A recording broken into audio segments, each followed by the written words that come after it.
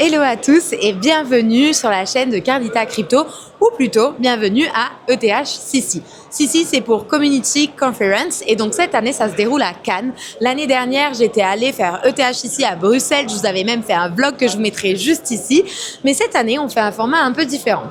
Ce qui va se passer, c'est que je vais aller voir des personnes et les interviewer pour comprendre vraiment des concepts sur Ethereum. Donc on va leur donner des mythes. Il y aura 3 niveaux: facile, intermédiaire et difficile, expert.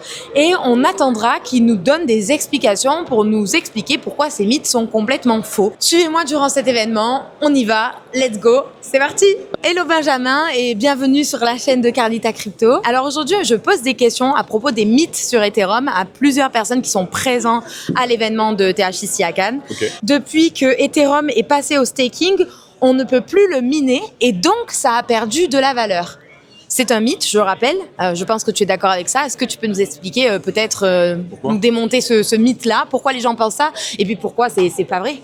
Alors, il y a eu beaucoup de problèmes depuis qu'Ethereum est passé en Proof of Stake, mais ça a perdu de la valeur. Alors, en vrai, le souci, c'est que oui, depuis le merge, Ethereum a baissé, mais c'est pas à cause du Proof of Stake, c'est notamment à cause d'autres problèmes qu'on a pu avoir, comme notamment le marché qui a suivi, les gens qui s'attendaient tous à avoir un Ethereum explosé. Je pense que ce qui a fait qu'on puisse pas perdre de valeur, c'est le IP 1557, si je dis pas de bêtises, celle qui devait détruire l'inflation sur Ether, rendre Ether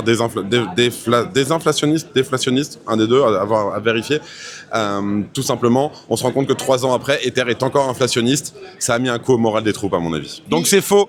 Alors certains pensent que Ethereum et Bitcoin, c'est la même chose. Alors, quand on arrive, on peut penser que c'est la même chose parce que c'est les deux crypto-monnaies les plus importantes. Après, si je devais les comparer, on pourrait dire que le Bitcoin, c'est un peu l'or numérique. Et moi, j'aime bien comparer l'Ethereum à un peu le pétrole. Parce que le pétrole, c'est quelque chose qu'on va avoir besoin. Et je pense que ça va être la monnaie. Tu vois, c'est ma crypto préférée depuis des années. J'y crois et je pense qu'elle a un potentiel immense dans les années à venir. Ok, super. Eh ben, écoute, merci beaucoup. De rien, merci à toi. Ethereum, c'est une monnaie comme l'euro et le dollar. C'est faux parce que, en fait, l'euro et le dollar, déjà, c'est des monnaies fiduciaires. Ça veut dire qu'en fait, la quantité, elle n'est pas limitée dans le temps. Il y a une inflation qui, en plus de ça, est centralisée. C'est-à-dire qu'il y a des acteurs qui peuvent, j'en sais rien, pour avantager tel ou tel acteur dans l'économie traditionnelle, tout simplement recréer de la monnaie ou alors rendre l'inflation un peu plus durable, qui est en fait une sorte d'impôt caché pour vous, les moldus, le commun des mortels. Donc ça, c'est pour parler des monnaies fiduciaires. Et pour parler du coup d'Ethereum, Ethereum, c'est un consensus et un mécanisme qui est connu par avance. Donc c'est pas forcément non inflationniste, hein, ça peut être inflationniste, mais c'est pas une monnaie, ça va plus être un actif. D'ailleurs, on devrait appeler ça des crypto-actifs et pas des crypto-monnaies. Et donc Ethereum, en l'occurrence, est l'actif qui pourrait décrire c'est ce que les gens disent, mais le pétrole de la blockchain, puisque c'est celui qui fait fonctionner quand même beaucoup de choses dessus. Et donc non, c'est pas du tout une monnaie, c'est au mieux un actif, mais c'est une façon d'échanger de la valeur dans cet écosystème décentralisé et donc de le faire fonctionner grâce à ce pétrole. Ethereum est 100% anonyme. Ah non, c'est full, c'est pseudo-anonyme, on dit. En gros, tout ce qui se passe, on peut le voir. Donc il y a des blockchain explorers où on peut vraiment associer toutes les transactions entre les adresses. On ne sait pas forcément à qui sont ces adresses, mais en fait, dès que l'argent est envoyé, on peut sourcer. Et donc voilà, c'est pour ça qu'on dit que c'est pseudo-anonyme. Ethereum est actuellement ultra sound money et va le rester. Alors, avant même de répondre à ce mythe, est-ce que tu peux expliquer pour ceux qui ne savent pas ce que c'est ultra sound money rapidement ? Bon, Ultra Sound Money, c'est un peu la monnaie parfaite, c'est-à-dire la monnaie déflationniste naturelle. Et lorsqu'on a eu certaines étapes dans le développement d'Ethereum ces dernières années, on a une partie de la communauté Ethereum qui s'est retranchée derrière ce terme pour dire qu'Ethereum pouvait devenir la monnaie un petit peu parfaite, déflationniste, en comparaison à Bitcoin qui finalement, lui, est inflationniste. Donc, est-ce que c'est un mythe ? Oui, et on le voit en ce moment d'ailleurs, parce que finalement, on se rend compte que lorsque l'activité sur le réseau Ethereum baisse, qu'il y a moins de transactions, moins d'activités, le token Ethereum redevient inflationniste dû à son mode de fonctionnement. Donc là où on pensait avec les différentes étapes de développement précédentes comme The Merge que finalement l'activité allait rester sur le layer Ethereum et allait permettre au token d'être déflationniste, on se rend compte qu'en fait c'est moins facile que ça et aujourd'hui il y a une inflation qui est régulière. Donc on sera dépendant de l'activité sur le réseau si on veut que le token soit une monnaie parfaite. Voilà. C'est un mythe qu'on entend souvent chez les débutants, comme quoi Ethereum serait gratuit à utiliser et qu'ils ne paieraient rien. Le stockage est gratuit sur Ethereum. Bon, moi j'ai envie de te dire, dans mon travail actuel où je fetch de la data, il y a des nodes auxquels je peux accéder à toute la data, tout l'historique de la blockchain, c'est gratuit, fetch de la data c'est gratuit, j'utilise pour récupérer plein de données qui soient des prices de tokens ou même des prix d'autres data et dans mon quotidien je paye pas pour utiliser toute la data d'Ethereum, mais pourtant... Et pour les transactions ou pour utiliser le réseau? Des fois, c'est sponsorisé par un protocole et c'est gratuit. C'est le protocole qui paye les fees. Et en fait, c'est comme quand dans une banque, on va te donner 100 € pour que tu viennes parce qu'ils ont un avantage à que tu viennes. C'est que Bit&Store, donc Tao, qui a été une crypto super suivie, va dépasser Ethereum. Qu'est-ce que tu en penses? Dépasser en market cap, tu veux dire? Il faudrait vraiment que ça se passe mal pour Ethereum pour que Bit&Store, je pense, dépasse Ethereum dans les prochaines années. Je souhaite un bel avenir à Bit&Store, mais ça me semble compliqué, et surtout ces deux projets qui n'ont rien à voir, pas du tout la même proposition de valeur. Donc c'est soit Bit&Store perce comme jamais et ça devient un des plus gros protocoles et l'avenir de l'IA est décentralisé et on arrive à avoir des vraies alternatives aux OpenAI et compagnie sur Bit&Store, ce qui semble assez peu probable, en tout cas à court moyen terme. Ou soit c'est qu'Ethereum, c'est très compliqué. On a eu les Ethereum killers, les fameux Ethereum killers auront eu raison de Ethereum, mais j'y crois pas trop. J'y crois pas trop, en tout cas à court moyen terme. Le Proof of Stake rend Ethereum totalement décentralisé. Oui et non. Les puristes diront qu'il n'est pas du tout décentralisé via Proof of Stake, puisque du coup on part du principe qu'au lieu d'avoir des mineurs qui valident le réseau, c'est des gens qui allouent une certaine somme d'argent pour le valider. Et aujourd'hui, on peut voir qu'il y a une grosse concentration des mêmes acteurs qui détiennent des nodes. Je crois que l'un des plus gros, c'est AWS, non peut-être aux US, je sais pas. À vérifier cette info. Mais du coup, on a quand même une grosse concentration des validateurs qui sécurisent le réseau. Et en théorie, si un jour ils voudraient se mettre d'accord sur un consensus ou non, ils pourraient. Après, dans la réalité, il y a tellement de validateurs et il y a tellement de nœuds différents qui sont hébergés à droite à gauche qu'on conserve quand même cette décentralisation.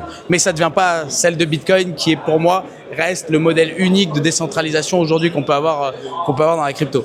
Mais Ethereum reste très bien parce qu'ils font un très bel événement en France surtout. Peut-être une question sur les Layer 2 parce que c'est un peu la vibe du moment. Airdrop aussi. Alors les Layer 2 comme Arbitrum ou Optimism rendent Ethereum complètement inutile.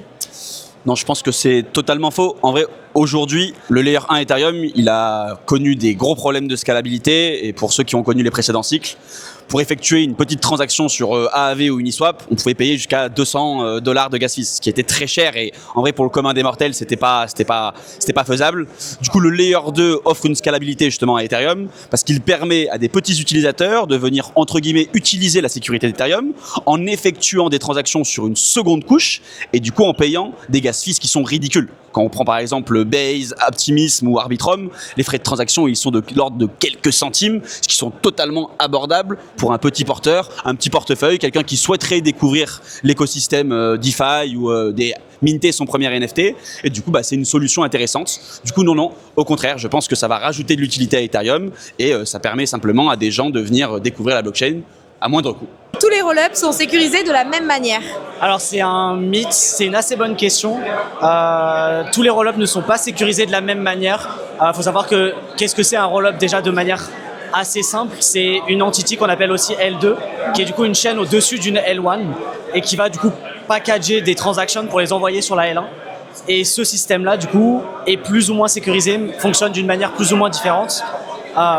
Mais ils sont pas tous centralisés, ils sont pas tous centralisés de la même manière et ils sont pas tous sécurisés de la même manière puisque en général c'est souvent une seule entité aujourd'hui sur la plupart des rollups, en tout cas sur Ethereum, qui décide d'être cette entité, d'être ce qu'on appelle le séquenceur et qui va du coup prendre ces transactions, les packager et les envoyer sur cette L1. L'avantage, c'est du coup, c'est un peu plus sécurisé parce que cette entité, elle a le contrôle total. Donc, ça évite qu'il y ait des bugs, ça évite qu'il y ait des hacks, ce genre de choses. L'inconvénient, c'est que comme ce n'est pas décentralisé, est-ce qu'on a confiance dans cette entité parce qu'elle peut faire ce qu'elle veut avec les transactions, etc. Donc voilà, on retrouve aussi sur les rollups ce système de décentralisation de trilemme où on a la décentralisation de la sécurité et ça va être chaque rollup qui va décider de plus ou moins choisir, est-ce qu'on veut quelque chose de centralisé et de sécurité ou décentralisé, un peu moins de sécurité. Donc tu as des roll-ups qui vont tout centraliser, augmenter la sécurité mais enlever ce côté décentralisé, et d'autres qui vont dire nous on va pas avoir une seule entité, on va avoir plusieurs nodes de séquenceurs qui vont se relayer, faire ces blocs là, et du coup qui seront totalement décentralisés mais qui à l'opposé sont plus sensibles à certaines attaques qui peuvent être manipulées parfois. Donc c'est un peu, ça dépend. En fait, la sécurité des roll-ups va dépendre de ce qu'ils utilisent comme technologie et de ce qu'ils ont choisi dans le dilemme, le trilemme des blockchains. C'est ça, c'est un peu ça. Le staking d'ETH via des pools comme Lido ou Rocket Pool ne pose aucun problème de centralisation. Tout va bien, dans le meilleur des mondes. Non, tout va pas bien. non, tout va pas bien.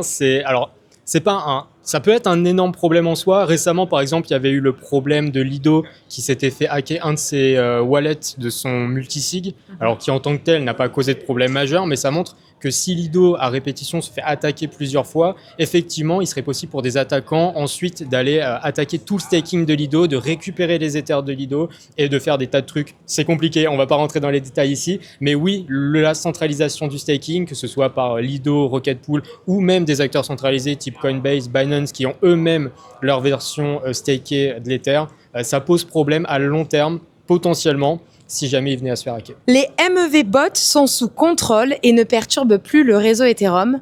Peut-être pour ceux qui ne connaissent pas déjà, rapidement, qu'est-ce que c'est les MEV bots? Ouh là là. La MEV, c'est la Maximum Extractable Value, donc c'est la valeur qu'on peut extraire de chaque transaction. Et c'est un problème parce que ça vole de l'argent indirectement aux gens. Et il y a beaucoup de travail qui a été fait sur Ethereum dessus, donc c'est un problème qui commence à être résolu. Mais c'est pas du tout totalement contrôlé. On a des dark pools, des private pools qui commencent à émerger. Mais voilà, ça s'améliore, on le voit sur le réseau. Mais il y a encore beaucoup de travail et c'est vraiment la différence entre Solana et Ethereum, c'est que Ethereum veut contrer la MEV, Solana va plutôt la capturer pour générer plus de valeur. Donc c'est vraiment deux philosophies très différentes. Ouais. Donc ils sont pas du tout sous contrôle en fait et ils perturbent toujours le réseau. Pas encore, mais ça s'améliore. C'est dans la bonne voie. Ouais, je pense, ouais. Ok, eh ben merci beaucoup. Merci à tous d'avoir suivi cette vidéo. La morale de l'histoire, c'est qu'il faut toujours poser des questions puisque ça permet d'éclairer notre réflexion et de la faire avancer. On se retrouve pour une prochaine sur la chaîne de Carlita Crypto.